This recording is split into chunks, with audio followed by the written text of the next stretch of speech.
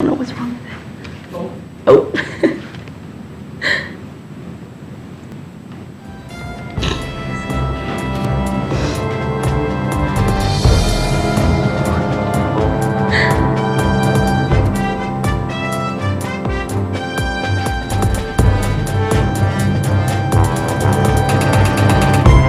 Good morning, Vanderbilt, and welcome to Morning View. My name is Sam Malik. And I'm Carly Schwartz, and you got a lovely little sneak peek into our starting the show, how we anxiously await till we are on air with you guys. That's right. So it is March 31st, which is It is almost so April. Scary. Spring Almost is April. Finally feels like it's here. Spring. Maybe it's here to stay this time. I saw someone put on Instagram a picture, I guess it's snowing in New England and Connecticut, and it literally was like, April Fool's is tomorrow, but thanks. I was like, that was a good one. I thought it was a good Instagram post. Right. Well, we had a little blizzard yesterday, or not yesterday, last week. Oh, I'm sorry. We did? Oh, God, that was crazy. Everywhere. On Thursday, yeah. Thursday. Because I remember it was like flurrying when we were walking, and then I was like, la, la, la. And then like in the middle of class, we all looked out the window, and it was like, bam, blizzard. It was crazy. Right. But it's gotten so much nicer out. Right. So hopefully it stays that way because we've got a lot of fun stuff coming up. That is rest true. of the school year, rites of spring. We want it to be nice weather for that. Yes, still haven't gotten my ticket. Got to do that. I know. Your ticket? I don't have mine either. Apparently, they're like pushing for people to buy their tickets because just people aren't getting on it. Did they even raise the price though? I don't know. I actually don't. I need to go buy it because I want to see 2 Chainz. Yeah, absolutely. Everybody wants to see. I don't know why none of us have bought our tickets. I think every year I did this with Fallon on air on Wednesday. But there's no incentive. Like, come on, you got to give us an incentive. Right. Like, give us something free. For Quake. If you gave me something free, if I bought my ticket in the next hour, I'd probably leave the show right now and go and buy it. for That's the true. free whatever you're going to give me. That's very, very true. But anyway, how was your weekend? It was good. Went out of town. How was your trip? Good. Went to the beach. Little sun sunburn. on So you. yeah. Good sun though. You Right. get sun glow. As opposed to a burn. Right, which is what you get. I get the burn. I do get the burn. Sadly, we all know that. Yeah. And how was your weekend? It was good. We, I didn't do much of anything. So That's nice. Relaxing, That's yeah. nice. Did How to Build a Forest, which was a production here. Oh, So. yeah, I heard that was great. Yeah, that took up my following weekend. it on Twitter. My friend tweeted maybe 150 times about it. Lots of pictures. So you were actually outside, and I was pretending to be outside. Same thing. I just didn't get sunburned or any color, like always. Not a big deal. Well, maybe next weekend. Next weekend, maybe. All right. Well. So, How to Build a Forest was good? Yes, How to Build a Forest was really good. It honestly felt like you were outside, but you're inside. It was great, which, I enjoyed it. Obviously, I was mesmerized by it, but yeah, it was exciting. Was the weather nice? Beautiful. It was like rainy the first day, and then it was like a formal miracle. Just the sun came out. That's so nice. If it rained the whole time, that would have been so sad. I know. So sad. When I was in Miami over spring break, there literally was a monsoon one day. I was like, literally, I don't know where it came from, but it was beautiful, and then one day it was just pouring rain to the point where I can't even explain. I've never seen it rain so hard in my life. Right. You were trying to drive, you couldn't even, windshield wipers going as fast as they could, you couldn't see anything. It was terrifying. I was driving into Florida, and you pass a sign that says the Sunshine State, and it's gloomy and rainy, and really Florida. This is how you're branding yourself. Of course. So, yeah. Typical. Yes. Well, anyway. But a lot has been going on campus, so why don't I hit them with some headlines? Absolutely. Well, in big news on Vanderbilt's campus, the Vanderbilt Student Government Senate Wednesday night passed 2 resolutions urging for administrative action on 2 student interest items, both of which came up during the presidential election. One pushes for gender-neutral single-stall bathrooms. The other urges for more reading days prior to finals. Jackson Vaught was also elected Speaker of the Senate for the 2014-2015 school year. A third resolution assigning 2 Senate seats to the newly constructed Warren and Moore colleges and removing 1 seat from the Greek off-campus representation was also passed to reflect the changes in housing allocation.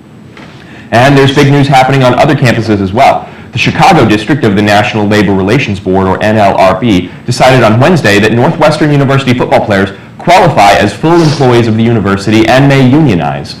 However, Northwestern University released a statement Wednesday indicating the university would appeal the ruling to the full NLRB, while saying, quote, while we respect the NLRB process and the regional director's opinion, we disagree with it. Northwestern believes strongly that our student athletes are not employees, but students. Unionization and collective bargaining are not the appropriate methods to address the concerns raised by student athletes, end quote. And in other sports-related news, The Vanderbilt men's club hockey team defeated Tennessee 6-2 in the I-40 Classic under the bright lights of the Bridgestone Arena this weekend. In Sunday's rubber match against the Kentucky Wildcats, the Vanderbilt men's baseball team trailed early in the game, but came back to take the series with a 6-2 win at Hawkins Field. The team is back in action Tuesday at Hawkins Field against the University of Tennessee at Martin, first pitch scheduled for 6:30 p.m. And the Vanderbilt women's lacrosse team enacted some changes on Saturday, and these changes helped Vanderbilt stun the undefeated 9th-ranked Johns Hopkins Blue Jays, ending a 4-game losing streak for the Commodores. The Blue Jays managed to stay within striking distance the entire game until the clock expired with Vanderbilt ahead 12-11. And the Vanderbilt women's bowling team will be making its 9th consecutive NCAA championship tournament appearance next month. This time it's the number 6 seed. The competition will be held in the Wickliffe, Ohio from April 10th to 12th. Vanderbilt has been in the championship game 3 times, winning in 2007 and losing in 2011 and 2013. And last but certainly not least, last week the number 11 Vanderbilt women's tennis team upset number 3 Georgia 4-2 for the first time since 2006. The team is now tied for second in the SEC. For more information on these and other stories, check out InsideVandy.com or pick up the latest edition of The Hustler. And now over to Sam Greene and Carly Schwartz, who are here to talk about Vanderbilt Off Broadway's upcoming production of Bloody Bloody Andrew Jackson. Thank you so much, Sam. So, as he said, I'm here with Sam Greene, who is the vocal director of Vanderbilt Off Broadway, and they're doing Bloody Bloody Andrew Jackson. So thank you so much for being with us today. Thank you, Carly. I'm excited to be here. I'm so excited to have you. Can you tell us a little bit about Vanderbilt Off Broadway as a whole? Sure. Vanderbilt Off Broadway is Vanderbilt's only organization that performs full-length musicals every year. And we have a lot of fun doing it. We're all about family and, there's a small cast, but there's a large family that we're all involved in the shows. And it's a great time. I encourage everyone to come out. If you have no experience with theater or music, come audition. We have positions on tech, and we have a great time. That's so wonderful. So this time you're doing Bloody Bloody with Andrew Jackson. Can you tell us a little bit about that musical? Sure. Bloody Bloody Andrew Jackson, at the lowest level, is a sort of biography of Andrew Jackson, and starting from his childhood all the way through his rise in the military and political realms, and culminating eventually with his death. It's kind of the full arc there. But it's much more than something you find on the History Channel. It delves into some really big questions about what he did as president, specifically regarding Native Americans, among other tough times for the country, and kind of how he dealt with them, how the country dealt with them, and how we today deal with that history. That's great. And so what's been your favorite part about the production? Is the history aspect something that you enjoy, or? What's really powerful about the show is that it's what it is a show. It shows you, the audience, a bunch of facts, a bunch of different views, but it leaves it up to the audience to choose how they want to feel. So I always say it doesn't tell you what's going on, it shows you, and it lets you as like a part of the production, as an audience member, you get to make that final determination, which I think is really powerful and really cool. Definitely. And so what is your role as musical director, or vocal director, sorry? So at first, working with the cast is teaching all the songs and the music. This show is a rock musical, which means that it's not necessarily very vocally challenging. Of course, there's a lot that goes into it, but we went through that pretty quickly. VOB is in general very good at these rock musicals. But then more than that is then shaping the singers to communicate the big ideas of the show through kind of their musical performance.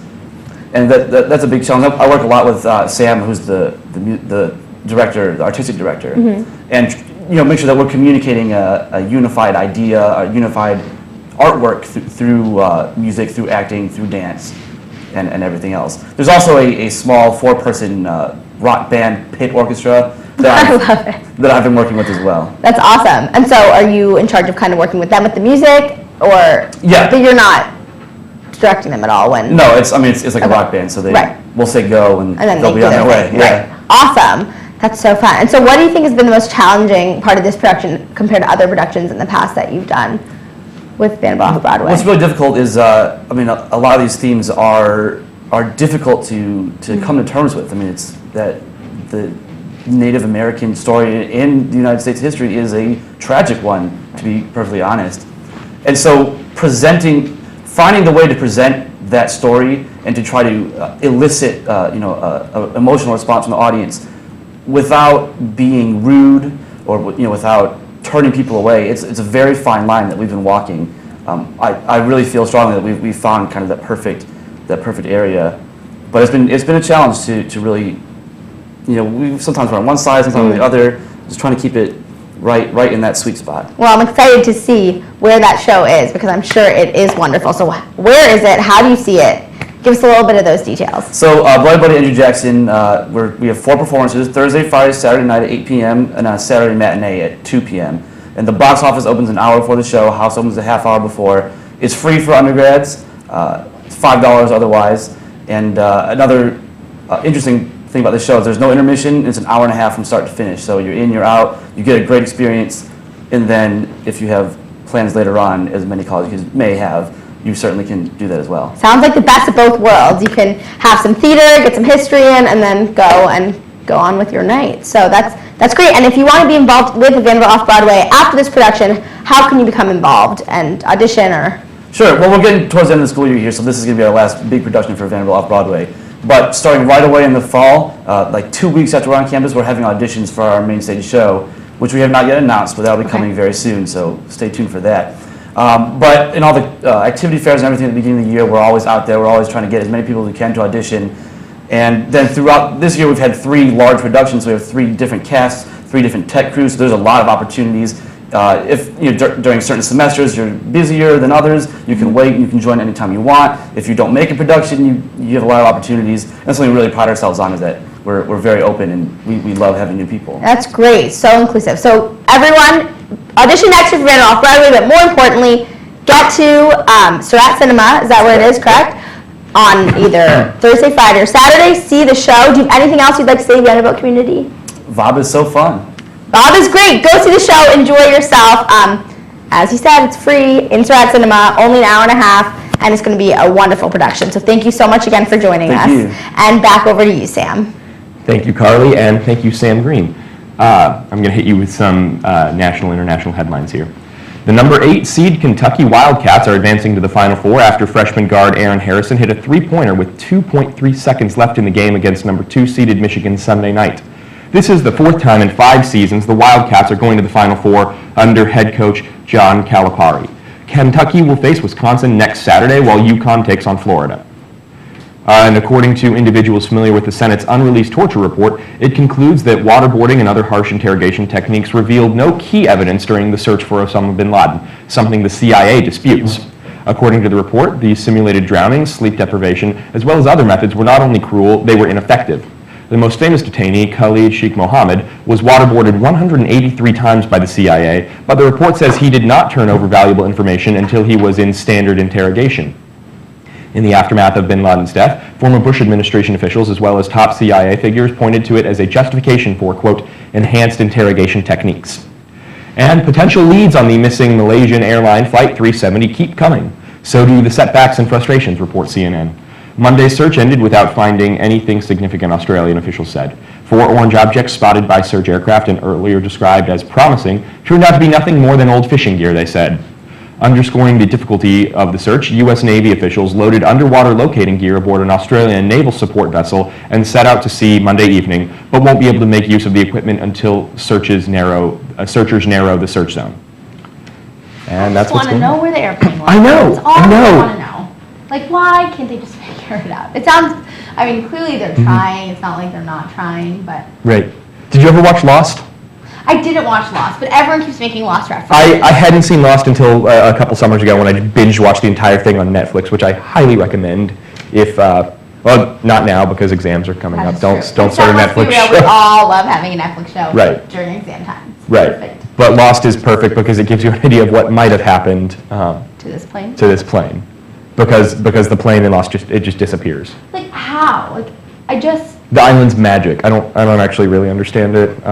My friend Jess, who I watched it with, was trying to explain it to me, and so wow.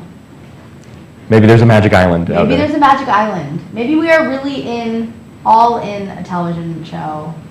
We just think that it's reality. I mean, we are in a television show right now. Blew your mind, Vanderbilt. Blew your mind. Okay, sorry, that was bad. Probably the dumbest joke I've ever made on air. I thought it was funny. Hey. All right. At least it worked. I've had some flop jokes, so Yeah. there goes that. Mostly when I just like misunderstand things. But anyway, did you see the video of the airplane? Okay, probably not, because no one saw this but me. I don't know why I saw it. It was on my news feed. Like someone like shared it. Airplane landing. This is not about the missing airplane, but it's another airplane thing that's so very scary. It was landing, and I guess it was an emergency landing because the landing brake wheel or something wasn't working. Ooh. And so like Not what you like to see. no, and so it was like circling, I think, for like 4 hours until it finally like, was running out of fuel, and so like it had to land. And so you see it landing, and it's like coming down, and like the wheel is turned that way, and the entire wheel is on fire. Their whole entire runway is lined with firemen and police officers. And the whole wheel's on fire, and then somehow all the rubber burns away, and that's how he lands the plane. It's on fire and it burns off, and the plane lands safely. I mean, as a JetBlue plane of like 300 people, unreal. That's got to be scary. Terrifying, literally. I was watching that video and I was like, I cannot imagine being on that airplane. I mean, the entire wheel was on fire, not even smoking, on like pure fire, Right. and somehow the plane landed. I've flown a lot of times in my life, and I'm still always nervous. And like statistically, like it's more dangerous to be in a car, or whatever. But like a car, like I'm in control, like I'm good. It's just like me and like 7 people, whatever. But a plane is like just out of your hands, 300 people. It's SUV, so Texas. Okay, that makes sense. No, yeah. So I guess you can't. I guess you can try to go fly the plane, but I feel like you're in more danger that way than you would be in someone else's hands. Let's be real. True. You do not want me flying a plane. You don't want me to be flying that plane. Anyway, yeah, scary stuff. Right. But anyway, on some happier news, other than planes missing and planes almost crashing, for some celebrity entertainment for you. I know over the past couple of years I kept you all updated on royal announcements, but now they're even better since there's a third person in the picture. And I mean that literally. On Saturday, Kate and Prince William released a new family photo with their son, Prince George, before their Australia-New Zealand tour. The picture of the three is the first family picture since Prince George's christening in October. The portrait of the happy family was taken at their home, where Katie is holding her son as he is longingly gazing at their dog, Lupo, whom William is holding. Prince George is beyond adorable, with blonde locks and a personalized sweater. There's no doubt we will anxiously await more family photos. And in other baby news, a congratulations is in order for Mila Kunis, who announced officially that she's pregnant. Kunis showed off her growing baby bump at the Jupiter Ascending premiere with Channing Tatum. This was her first big red carpet since her pregnancy reveal. Kunis, however, did her best to try to reveal her bump while walking with Tatum down the red carpet. The two posed for pictures together. They strategically wrapped their arms around each other to hide her stomach. And in other red carpet news, do you ever wonder what the steps are for celeb appearances on the red carpet, or if they just wear what they think they want to wear and what looks best? Newsflash, regardless of the celebrity, whether they like it or not, it can still be vetoed, which happened this past weekend to Bella Thorne. Thorne stunned in a forest-green Valentino jumpsuit with golden Louboutin shoes at the Nickelodeon's Choice Awards, but she told Us Weekly that it wasn't her first option. She had to get her outfit approved, and what she originally was going to wear wasn't approved, so the morning of, she had to change up outfits. The reason why it wasn't approved? Her outfit clashed with the orange Nickelodeon backdrop. Who knew that the color of the carpet could change everything for these celebrities? And last but not least, all of you Harry Potter fans out there can rejoice because not only is J.K. Rowling writing a screenplay for a film adaptation of her textbook Fantastic Beasts and Where to Find Them, but the spin-off is being turned into a trilogy. That's right, Rowling and Warner Brothers are working together to keep the magic going, as Rowling agreed to write 3 films which will be set 7 decades before the start of Harry Potter. The films are based on magic zoologist Newt Scamander, who is part of the wizard world in general, but not directly linked to the Potter family. So even though these films aren't a prequel or sequel to the Harry Potter series, they are an extension of the wizarding world. So get ready to escape into the magical lands of wizardry once more, because let's be real, no one ever wanted Harry Potter to end. A trilogy. Yeah, it's a trilogy. Wow. Yeah. It's based on like a what? Probably like a 50 to 100 page like textbook that J.K. Rowling. I wonder if that's a bit of a stretch to make it into a trilogy. She's really working. She's really pulling. I mean, if J.K. Rowling is doing it, you know what? I have learned to trust her. Like, all right, like you go, girl. Like, I think we can pull this off. Yeah. But I just think like The Hobbit. Have you seen any of those? So it was one book that was shorter than like any of the Lord of the Rings books, which were kind of Right. crammed into 12 hours, and there wasn't really enough Right. time in those 12 hours to do the entire Lord of the Rings trilogy. Right. And then they're taking The Hobbit, and they're just like, well, the trilogy worked before, so we're just gonna like add a bunch of stuff into it. And see what happens. Yeah. Yeah. So you end up with 3 movies that are okay instead of like one movie that's just like mind-blowingly awesome. Right. So I wonder if that's what's gonna happen here. I hope not. But I hope not. I can't even I can't even see them making it. I guess she's just trying to like extend right. her power. And she has other books too to spin. She got one on Quidditch. Does she Probably really? some I didn't know others. about I read the Quidditch one when I was little. How was that? It was good. It was good? It was good. There was like a Quidditch team from Texas. I was like, yeah, there it is.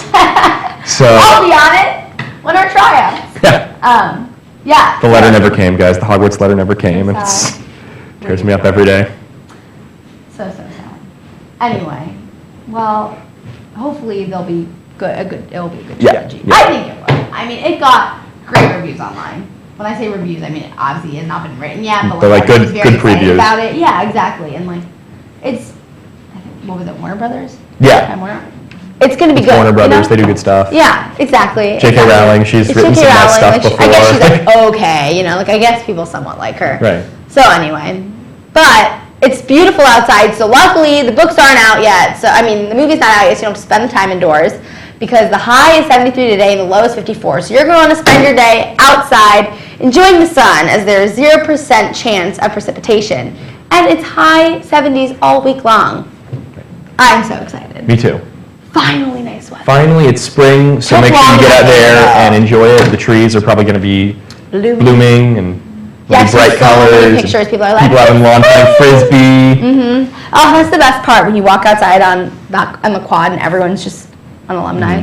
It's like so like stereotypical college. So Great. stereotypical college. That's like what it was like the day that I visited Vanderbilt. I was like, there's a dude with a guitar, there's a dude with a frisbee, like it's nice outside, This is everybody's where I hanging on the wanna quad, like this is what they told me college was going to be, this is where I'm going. Like, And what is then it? winter comes and everyone hibernates. Right. You don't see that. I always wonder if like people who visit Vanderbilt in like January decide like I'd be- versus people that come in like April. I'd be or May. really interested, and I don't know if the admissions department tracks this statistic or not, but looking at when people visit and like the Yeah, weather that's like- forecast, and then whether or not they accept their admissions offer. Absolutely. I think that it would be, admissions office, if you're watching, I think it'd be worth it to look into that. Because then you could like do things to like incentivize people coming in the spring to drive up your acceptance rates, which makes us look more competitive, which then makes my degree worth more. Yeah, Vanderbilt. So, So let's get go. some people in here right now. This week, I hope to see some tours going. right. I will happily go up to tours and be like, it is great, come to Vanderbilt 'cause it's beautiful outside, and it will be like this all the time, so please just come here. Right, and then our degree is worth more. And then more, and it's great. Which, as graduating seniors, we Would appreciate it. Yeah, we'd appreciate Mr. that. He already has a job. I'm the one that jobless, so you'll find one.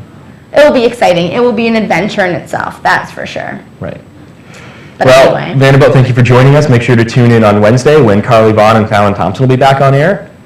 Check out Bloody Buddy Andrew Jackson Thursday, Friday, Yeah. Saturday at 8, Saturday at 2. And thank you for joining us. Have a great day.